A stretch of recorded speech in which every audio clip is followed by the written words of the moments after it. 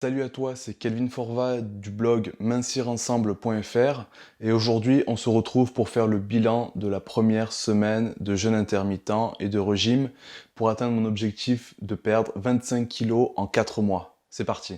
Alors dans sa globalité, le régime s'est plutôt bien passé, à l'exception d'une période un petit peu noire qui s'est retrouvée en début de semaine. J'ai réussi à m'adapter au fait de ne manger que de 18h à 23h assez facilement. C'est pas la première fois que je fais ce type de régime et je savais que les premiers jours sont un peu compliqués, mais par la suite c'est de plus en plus facile de tenir, même si il y a quand même les envies de sucre, les envies de salé, les envies de cheat meal qui apparaissent un petit peu le matin. Le matin c'est très compliqué de 8h à 11h, vraiment on se sent tiraillé par la faim, on pense à ce repas qu'on va pas pouvoir manger avant 18h, et ça c'est peut-être la période la plus compliquée. De midi à 14h, c'est relativement simple, on est un peu tenté par les collègues ou par la famille qui va manger, mais ça va. Et globalement, de 15h à 18h, il n'y a aucune difficulté, et bien souvent on oublie qu'on a faim, donc ça c'est vraiment que du bonheur. Euh, donc pas de difficulté en début de semaine. En revanche, le troisième jour, j'ai craqué. J'ai complètement craqué et j'ai dû bouffer quelque chose comme 4500 ou 5000 calories dans la journée. J'ai vraiment bouffé tout ce qu'il y avait. J'ai vidé les placards. J'ai pas tenu, tout simplement. Le matin, vers 8h, je comprends déjà que ça va être une journée qui est assez compliquée. Vers 10h, 11h, j'ai envie d'une chips qui se trimballe dans le placard. Et je fais le faux pas, je prends la chips, je me dis, après tout, c'est qu'une chips. Et j'en mange une, puis je prends une petite poignée, puis je me retrouve avec le paquet de chips sur le canapé, en train de piocher dedans. Et là, c'est fini. Pour moi, dans ma tête, c'est la journée, elle est terminée. Et je mets presque un point d'interrogation sur la suite de mon régime. Je me connais et je sais que c'est l'une des deux choses qui me fait le plus craquer, c'est de faire un excès et d'abandonner. J'ai tendance à me dire, euh, écoute Kelvin, t'as fait un excès, ça y est, c'est fini, c'est mort. Mais en vérité, c'est pas comme ça qu'il faut le prendre. C'est très simple. Que tu veuilles être performant dans ton régime ou performant dans ta musculation, dans ta prise de masse musculaire, il y a quelque chose que tu ne pourras jamais changer, c'est qu'un mauvais élément ou qu'un bon élément ne pourra jamais influencer totalement sur la globalité de l'événement. Tu penses que manger une salade une seule fois dans ta semaine, ça va te permettre de perdre 4 kilos par mois? Tu te trompes.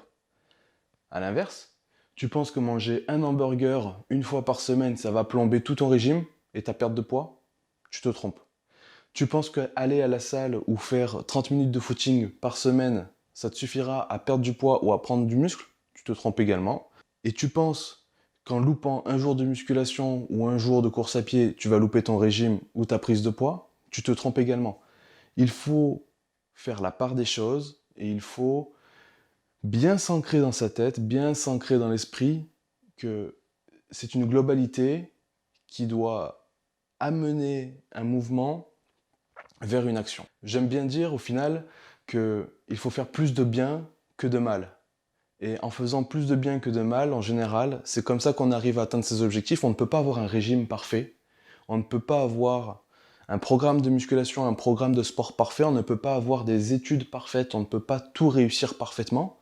La question, c'est de savoir, est-ce qu'on a fait plus de bonnes choses qui vont influencer le positif que de choses qui vont influencer le négatif? Et c'est comme ça que les gens progressent. Et ceux qui progressent plus vite, ce sont ceux qui sont parfaits de A à Z ou qui s'en approchent. Donc malgré mes efforts, cette journée-là, elle a été complètement ruinée, mais en même temps, ça m'a fait du bien psychologiquement et ça m'a fait du bien pour le futur. Ça, je vous l'expliquerai un tout petit peu plus tard. J'ai fait le point. J'ai vraiment fait le point. Je me suis dit, Kelvin, tu peux pas arrêter ton régime maintenant. Maintenant, tu as un blog sur lequel tu as des engagements, tu as pris des engagements, tu as un défi sur 4 mois à tenir. Tu peux pas juste pour une journée tout abandonner et laisser tomber tout le monde, y compris toi. Tu peux pas. C'est pas possible. Donc, j'ai pris la décision le lendemain de repartir sur un régime correctement et ma foi, ça a marché.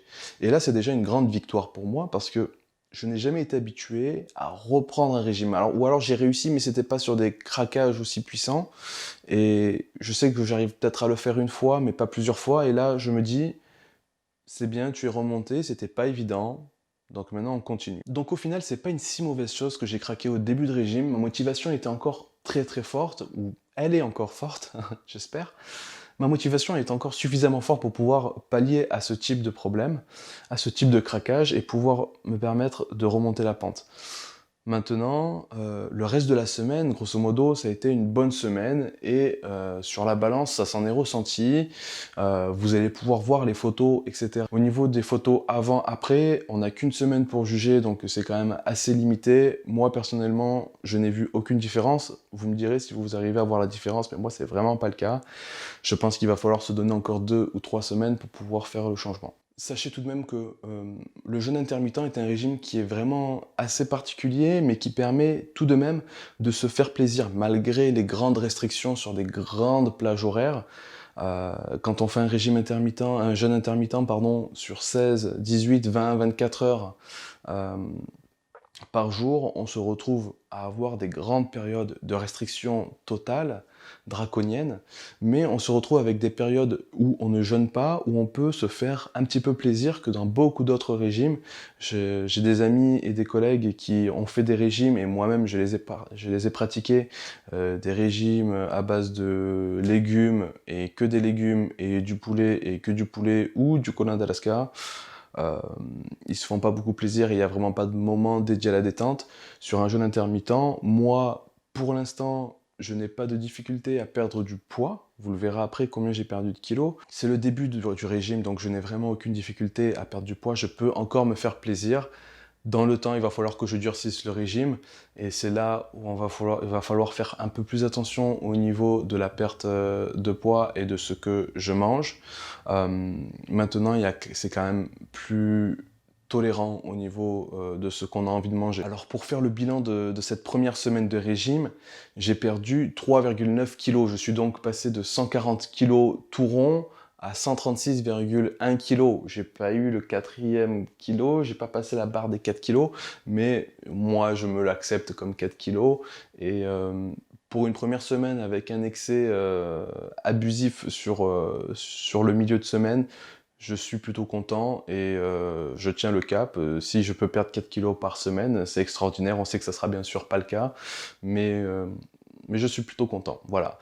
Maintenant, il y a les photos, il y a les mensurations, etc. Tout ça, vous l'aurez en même temps que je parle sur la vidéo et sur l'article de blog que je vais faire pour le bilan de la première semaine. Je rappelle sur mincir-du6 ensemble.fr. Et donc pour la deuxième semaine que je suis déjà en train d'entamer, l'objectif principal, c'est de rester sur cette bonne base, de perdre encore 3-4 kilos et de m'habituer à vraiment rester clean, ne pas manger et éviter les excès.